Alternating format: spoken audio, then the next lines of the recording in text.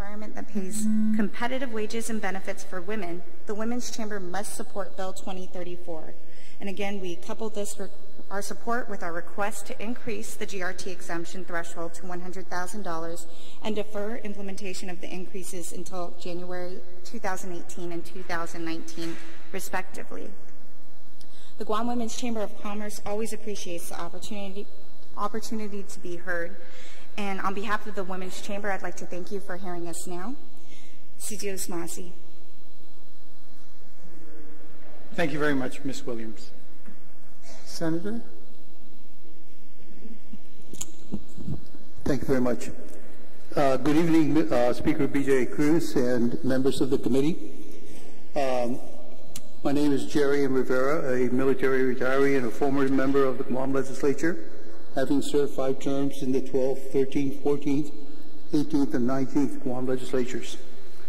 I'm here to testify, unfortunately, against the bill number 20-34 COR as corrected by the prime sponsor, Speaker B.J. Cruz. I stand opposed not only against this bill, but against any bill now or in the future that proposes to raise the minimum wage in Guam.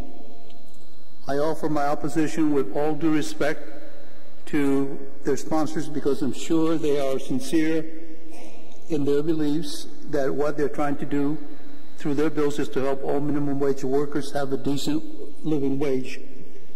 However, I believe the potential consequences of the bill and other similar bills, if enacted into law, are bad for the following reasons, and I have 6 points. Number 1, minimum wage is just a starting point in one's employment. Usually these jobs are filled by teenagers or high school students just wanting to earn some spending money and or help their families if their families are low-income families. It is not meant to provide a career wage. No person worth his salt who is hardworking and dedicated to his or her job will stay at that wage for too long. I believe an employer will see the work product of that person and the asset that employee has become to his business and would want to retain that person by giving him or her a raise. I might point out that when I was in high school, I worked at the commercial port as a stevedore for $1.25 an hour, but I didn't mind because I knew it was just a temporary job. And I knew that I was going to college and that later on I would be earning more money. When I went to college, I also worked minimum wage in Colorado because of the fact that I worked at McDonald's because I knew that that was just a temporary job because I was trying to get my college education. And that once I finished my college education, I would get a better paying job. So it's only meant to be a temporary one. Number 2, it is employers who are best suited to determine the minimum wage, what the minimum wage should be. In economics, we have been taught of Adam Smith's invisible hand theory that supports the first statement above. The market forces will determine the appropriate level of salaries based on supply and demand.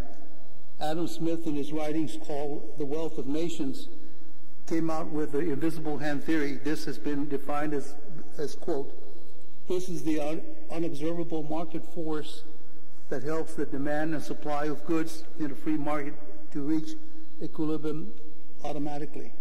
Well, it refers to goods. It can also be applied to demand for services. If there is a demand, for example, for plumbers, and there's only a limited supply of plumbers, businesses will be fighting each other and offering higher wages in order to get a plumber to work for them. And same thing with other jobs. It depends on the supply and demand.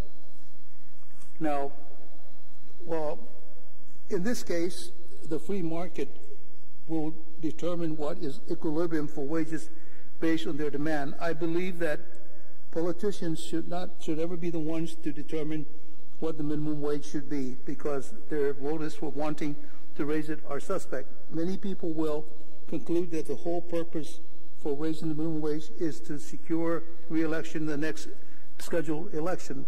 I'm not accusing any of you of this motive because only you know the real reason. Number three, the state of Washington, which raised the minimum wage, specifically Seattle, raised the minimum wage to $15 per hour, and it has already experienced negative results.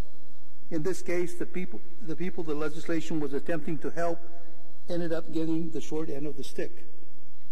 And I have an article attached to my testimony, which you can read later on when you have time. Let's see. As a result of the increase in the minimum wage, many employees' hours were cut short and ended up earning less than before the increase. Because of the great increase, the shorter hours ended up in real dollar terms. They ended up bringing home less than they had when it was before the minimum wage was increased. See that's article. Also, the increase, which affects mostly businesses in the restaurant industry, including fast food restaurants, saw a marked increase in prices. There is no question that the number of people going out to eat, that meant to be EAT, was affected. If restaurants have fewer customers and they are paying their employees at this wage, they either go out of business altogether or fire as many employees as possible in order to stay afloat in business. However, this also affects other businesses, and the end result is an overall increase in the cost of living, which will affect minimum wage employees as well. As a direct result of the minimum wage increase in Washington State, specifically Seattle, McDonald's restaurant reduced its number of employees and immediately installed 2,500 robot kiosks to combat the $15 per hour minimum wage. See attached article. I saw this thing work in Europe when I went there last summer, where you take what you want for yourself, and then they have the order, and so that's the one less or several people who have to take the orders. Number four, the St. Louis, Missouri minimum wage increase to $10 per hour will be reduced on August 28, 2017, down to $7.70 per hour. The state legislature passed a law that preempts cities from passing ordinances that increase the minimum wage. St. Louis increased the minimum wage to $10 in May of this year and scheduled an additional $1 increase to $11 per hour 8 months later in this coming January. The governor of Missouri, who signed the bill into law to reduce the minimum wage, felt that the St. Louis increase will kill jobs. He went on, and I quote, "The increase in the minimum wage might also read pretty on paper, but it doesn't work in practice. Government imposes an arbitrary wage, and small businesses either have to cut people's hours or let them go."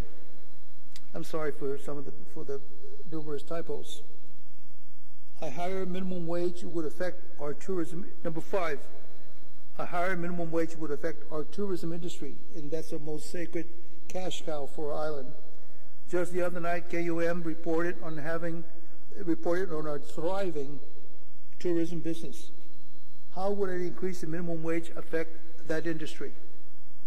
Are we willing to price ourselves out of that market, or if the room and tour prices are increased? That's something that we have to look closely at. And sixth, and lastly, the proposed minimum wage increase would negatively affect retirees or other people on fixed incomes. There is no question an increase in minimum wage would cause an increase in the overall cost of living. It will affect the cost of goods and labor, among other considerations.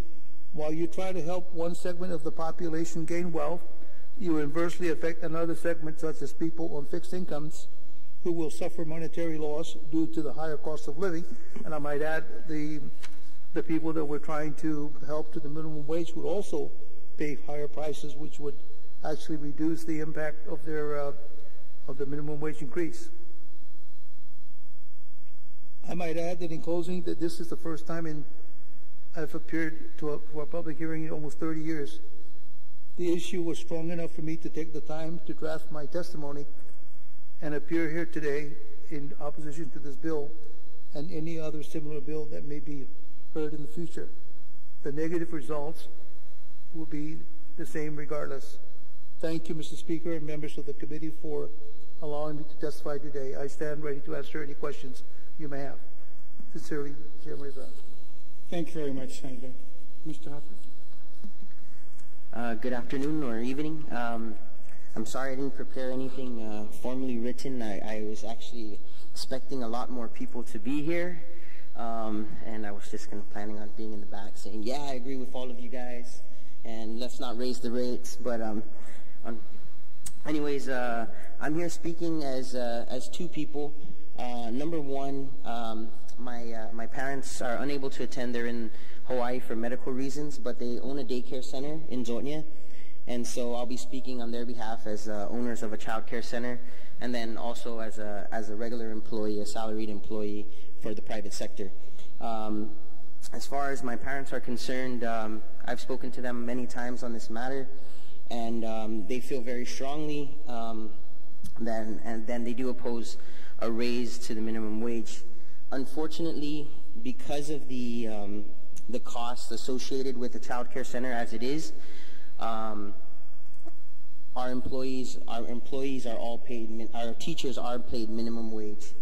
90% of child care costs goes to the salaries directly of the teachers. To give you an idea, the ratio of students to teachers in a child care environment in a private school setting, pre-K4, kindergarten, first grade, all the way up to high school, the ratio is about 20 to 1. For child care for infants, the ratio is 4 to 1. That means we need to employ 2 staff just to take care of 4 infants. Basically, right now, as it stands, infant tuition per month is $575. If there is a 22% increase in minimum wage, our teachers will experience that 22%, and that cost will have to be directly passed on to the parents. That would increase their tuition by approximately $100. So now instead of an infant costing $600 a month, it would now cost $700 a month. As it is, I can't afford $600 a month. Luckily for me, my parents own a daycare center. But for the parents who don't, we have a few testimonies from them. One of them said that Belinda Kanata said she has a big concern with minimum wage rising due to her block grant co-payment increasing. So right now she does get subsidy from a federal block grant program, and that helps cover most of her tuition. But the rest of it she has to pay out of pocket. So if we do increase that wage, she will have to pay that extra $100.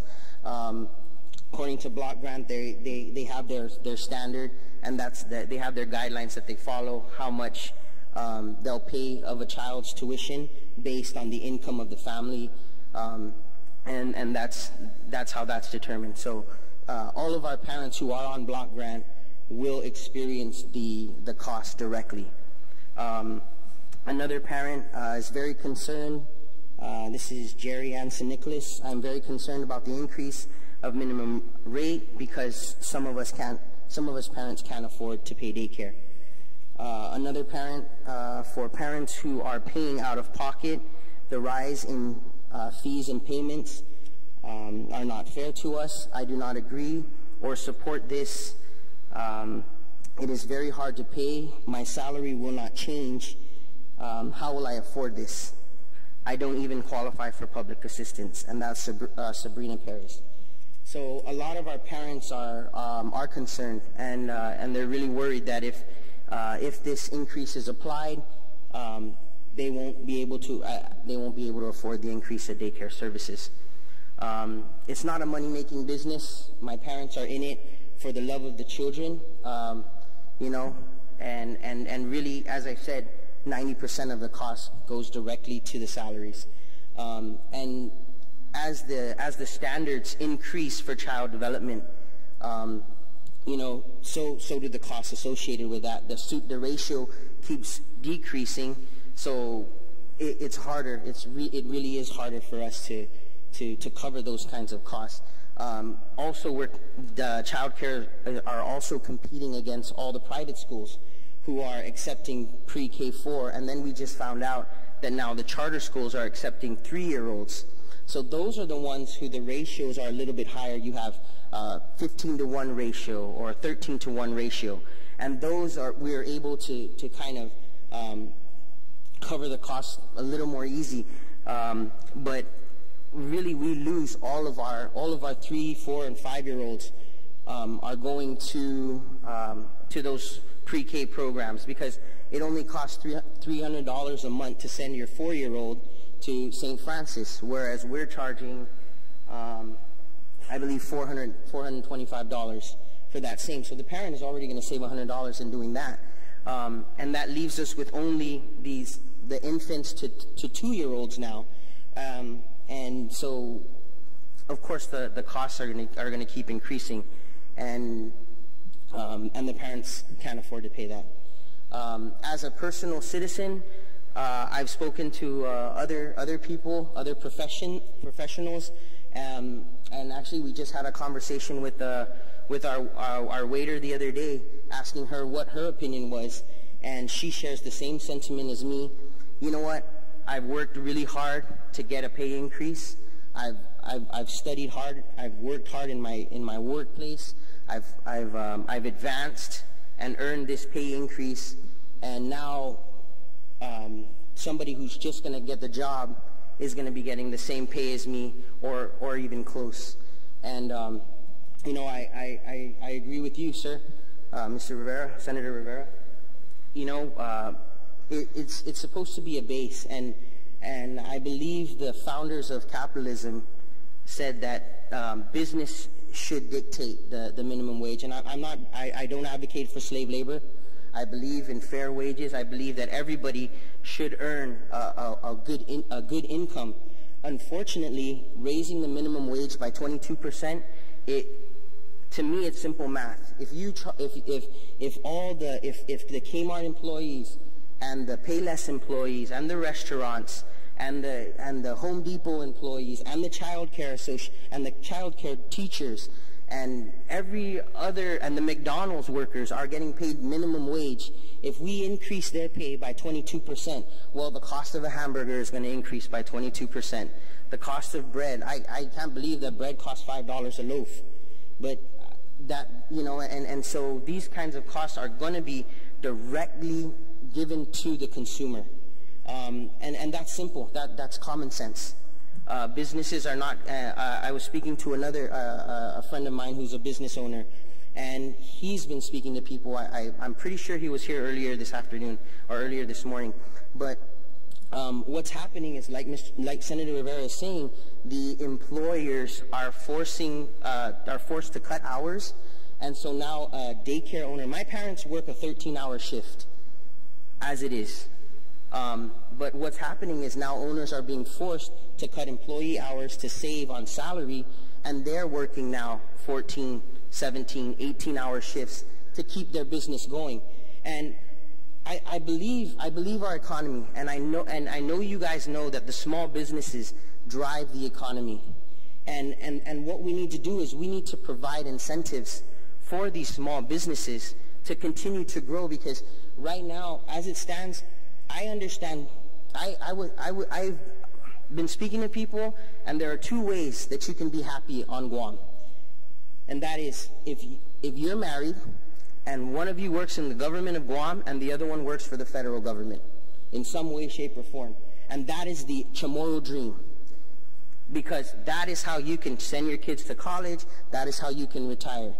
I was speaking to a lady that just started her business, and someone said, "Why are you starting your business? What's your retirement going to be? You have no retirement."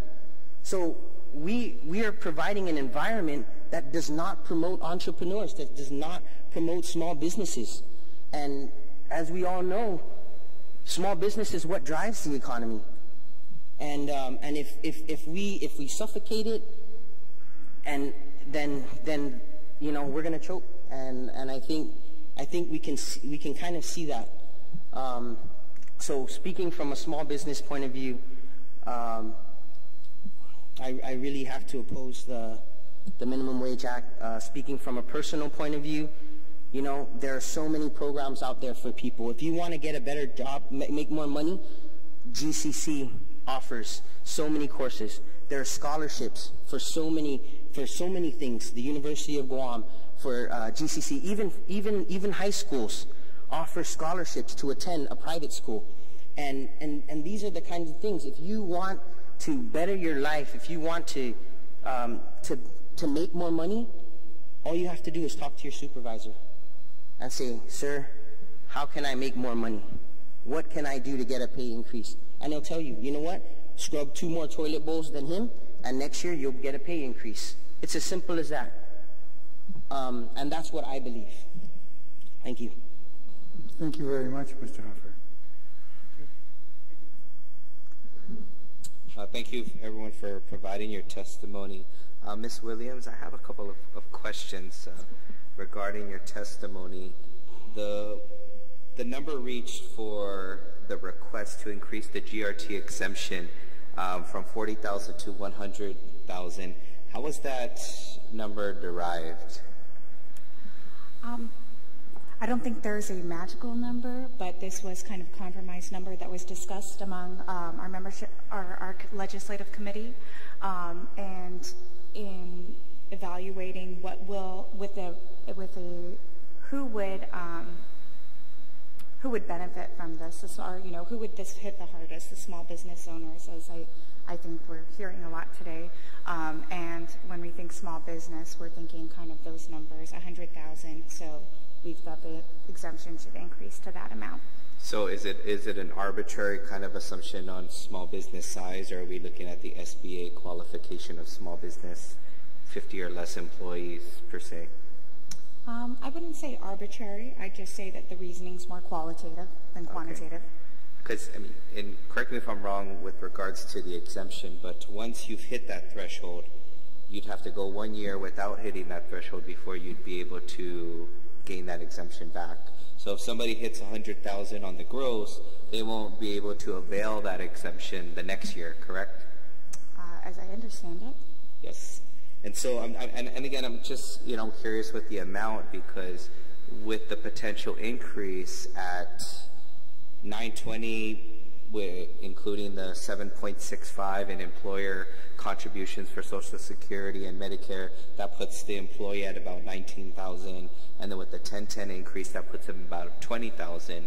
And you know, with regards to the gentleman over here, I guess with the family business that he's discussing at 4 employees, already puts them already near that limit. And I'm wondering if a business such as that employs 4 individuals would be considered a small business in the assessment of the Women's Chamber. I mean, would you consider his family business a small business by your standards? I'd say that most businesses on Guam are small businesses. Yeah.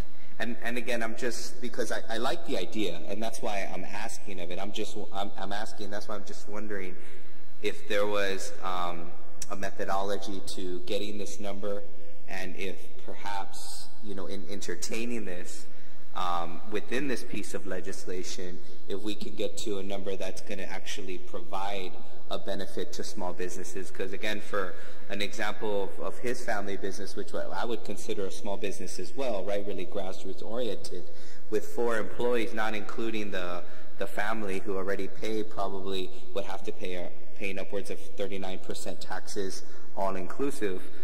The employees themselves would easily break that threshold of the 100,000, not to include, let's say, rent, utilities, and that they wouldn't even be able to avail from that 100,000. So I thank you for the recommendation, and I'd like to get in touch with both the Chamber of Commerce and Women's Chamber and see if perhaps we can create a methodology that can help us maybe craft and discover a number that would be beneficial, very beneficial to the small business community at large. Would that be something that the chamber Yeah, would I be think that the Guam Women's Chamber would love to have that discussion. Thank you, Senator. Excellent. Thank you. I think that's all I have, Mr. Stamp. And again, thank you for your testimony. Thank you.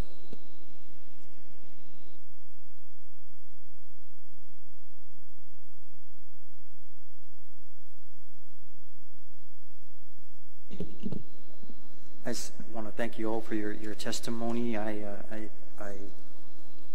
certainly I appreciated the attachments because I was actually looking at some of what's been happening in other areas as a result of some of the adjustments being made with the minimum wage and seeing what they're doing in regards to the automation of some of the I think there's some, correct me if I'm not wrong, I think some establishments are looking at that. I think here maybe McDonald's Guam already are looking at these type of automations to address some of the challenges that may be impacted. But I also hear of proposals that are out there by I just read recently from the founder of Microsoft, Bill Gates, on proposals, which is interesting because you're seeing now proposals on how they want to start taxing automation, and if it's equivalent to what the salary wage would have been an employee, and aside from the automation, how much will be able to tax that robot, you know. So it's interesting that you provided this information, Senator. And I thank you all for your testimony. And I'm not sure if you read also the recommendations from the Chamber of Commerce and the Guam Hotel Restaurant Association. I think there's some copies of the testimonies there, and I may be looking at that because some of the recommendations there have been clear that, or obvious that they've been working with the committee and try to come to some middle to see what could work. But if I welcome you to take those testimonies, look at them, and see if those recommendations are workable. But you know, this is an ongoing discussion, and certainly appreciate your testimony. Thank you. I'd like to thank all three of you for coming this evening to provide testimony, and the committee will continue to receive written testimony over the next 10 days.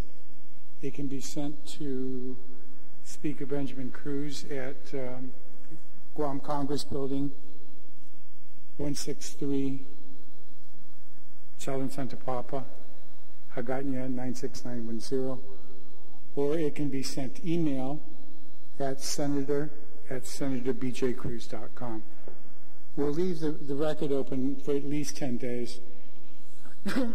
I'll just tell everybody that the recommendations that were given by the Women's Chamber on these numbers, the recommendations that were given by the Chamber of Commerce this afternoon, and the Guam Hotel and Restaurant Association, we're considering revising the bill, and under the rules, we'll have to have a second hearing. So, it's a private joke. We'll have a second hearing on the revised bill before we take it to the floor. So there'll be some major changes that were recommended by the Chamber and the Hotel and Restaurant Association. And we'll have another hearing on that in a few weeks, or maybe right after we finish the budget. So with that, we'll conclude the hearing on Bill 20 today. We'll adjourn, and again, please, if you have additional testimony, you have my email address, senator@senatorbjcruz.com, or just send it to the Guam Legislature or deliver it here to our mailroom. Okay? Thank you very much. Oh, sir. I'd just like to say one last thing. I want to thank you guys very much for what you're doing. I believe you have a very noble purpose, and I agree with what you're trying to do. You're trying to better our island, trying to help our people, especially the ones who are suffering low minimum wage. So I do thank you guys very much for that, and I also thank you and appreciate you hearing the rest of the community. The easiest solution to our problem, I think, is to raise the minimum wage. We can raise the minimum wage, be done with it. I think a longer road, but maybe a more profitable one for our future would be to start maybe work more with the small businesses, the chamber, the women's chamber. Also, I speak to the Guam chamber once in a while, and I know they have some ideas, and I really believe that the small business can drive the economy. And I believe Dr. Underwood in his speech at the gala dinner a few weeks ago mentioned that we need to have a new economy on Guam, and I really believe that small businesses can do that. I agree, and thank you very much for that insight. We are adjourned, and we'll see everybody at the next hearing if we have one. Okay.